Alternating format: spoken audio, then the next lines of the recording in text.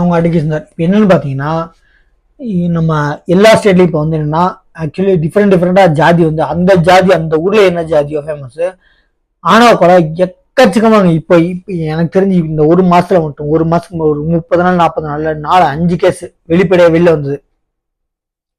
ஒரு கிட்டத்தட்ட 3 பொண்ணுங்க 2 பசங்க. யாருன்னு பார்த்தீங்கன்னா பொண்ணோட அப்பா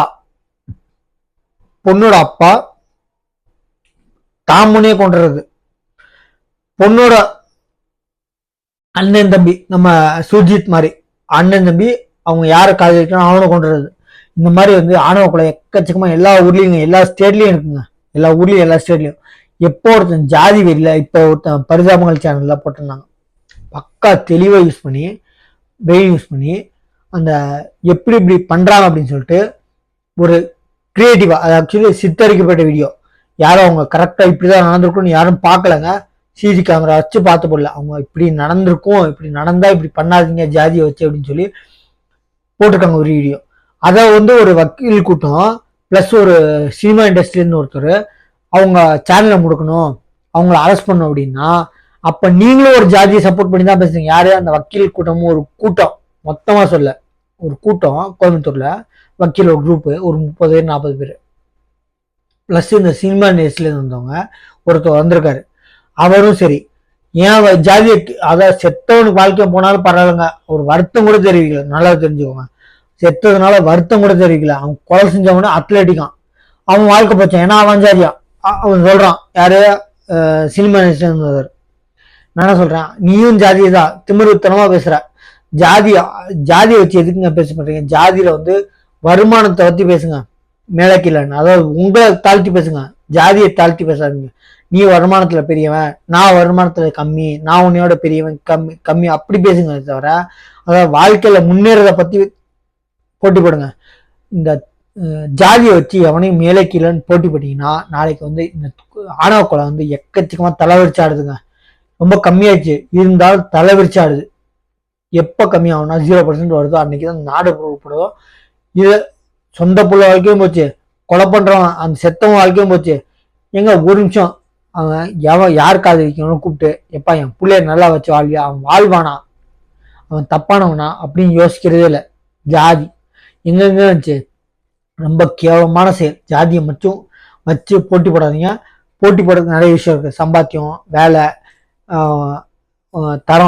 தரத்துலயுமே ஆக்சுவலி வந்து நீ ஜாதி ஹை கிளாஸ் நான் லோ கிளாஸ்ன்னு பேசக்கூடாது. ஆக்சுவலி நீ சம்பாதிச்சுட்டு வா, இவ்வளவு சம்பாத்தியம் கேரண்டி இருந்துச்சுன்னா நான் என் பொண்ணை கொடுக்குறேன், என் பையனை கொடுக்குறேன் அப்படி பேசுங்க. நீ வந்து தாழ்மைப்பட்ட ஜாதி, நீ ஏழ்மைப்பட்ட ஜாதி, நீ மேல ஜாதி, நாக்கீழ் ஜாதின்னு பேசாதீங்க. இதை வச்சு பண்ணீங்கன்னா ஆணவ கொலை கண்டிப்பா சொல்ற 0% வரவே. என்னைக்கு ஒருத்தன் ஜாதியை விட்டு இந்த வக்கீலுங்க ஒரு 30-40 பேர் என் ஜாதி தப்பா பேசிட்டாங்க அப்படின்னு பேசுறாங்களோ, இந்த பிலிம் இண்டஸ்ட்ரியில வந்தவங்க என் செத்து போனவனுக்கு ஒரு இறக்கும் கூட சொல்லலைங்க, அச்சோன்னு கூட சொல்ல. அவன் செத்தாலும் பரவாயில்லைங்க, செத்த போனாலும் பரவாயில்ல. ஆனா கொலை செஞ்சவன் என் ஜாதிக்காரன் அத்லட்டிக் அப்படின்னா அத்லட்டிக்காரன் சரி, அவன் செத்த 12 லட்சம் ரூபா வருஷத்துக்கு சம்பாதிக்கிறான். நீ அத்லட்டிக் சொல்ற அவன் எவ்வளவு சம்பாதிக்கிறான்? அப்படி பேசு. அதை விட்டு நீ ஏன் ஜாதி கொலை பண்ணிட்டான் அப்படின்னு சொன்னா நீயும் ஜாதியை பத்தி தான் பேசுற. ஆக்சுவலி அவன் பரிதாபங்கள்ல சுதாகரும் கோபியும் மேல கம்ப்ளைண்ட் கொடுத்தாங்கன்னா நீ அந்த பிலிம் இண்டஸ்ட்ரியில உள்ளவங்களும் அந்த வக்கீல் கூட்டமும் ஒரு குறிப்பிட்ட ஒரு நபர் மட்டும் கம்ப்ளைண்ட் கொடுத்தா அவங்க சார்ந்து ஒரு 30-40 பேர் கூட போயிருக்காங்க. அவங்க மேல எல்லாத்தையுமே கம்ப்ளைண்ட் கொடுத்தா நீங்க 3 வருஷம் தண்டனை போடும். அந்த வக்கீலுக்கு சொல்லணும்னு அவசியம் இல்லை. ஆக்சுவலி எஃப்ஐஆர் பண்ணவங்களுக்கு விசாரணை பண்ணி அரெஸ்ட் பண்ண தெரியாதா? அவங்க வேலையை புலன்னு விசாரணை தான். தப்பு இருக்கா இல்லையான்னு நீங்க சொன்னதுனால வந்து சேனலை முடக்கிட மாட்டாங்க, அவங்களை அரெஸ்ட் பண்ணி உள்ள வச்சிட மாட்டாங்க. தொழில் தீர்மானம் கூட சொல்லியிருக்காரு, சீமானும் சொல்லியிருக்காரு. அவங்க சொன்னது கரெக்டா சொல்லியிருக்காங்க. இவரால வந்து டிகிரேட் பண்ணாதீங்க. சுதாகரும் கோபியும் வந்து பக்கா சொல்லியிருக்காங்க. தாடி பாலாஜி கூட ஆக்டர் கூட நான் சுதாகருக்கு சப்போர்ட் தான் அப்படின்னு இருக்காரு. ஒரு ஹீரோயின் கூட சொல்லியிருக்காங்க. இவங்க செஞ்சது ஒன்றும் தப்பு இல்லை. ஏன்னா வந்து அந்த கொலை செஞ்சவன் கரெக்டா இமீடியட்டா அரெஸ்ட் ஆகல, கொஞ்சம் கேப் விட்டு தான் சண்டை இருக்கான். என்ன பத்தி கொலை செஞ்ச இடம் பாத்தீங்கன்னா சிசி கேமரா இல்லாத இடம். அப்போ அவங்க அப்பாவோட மூளை போலீஸ் மூளை.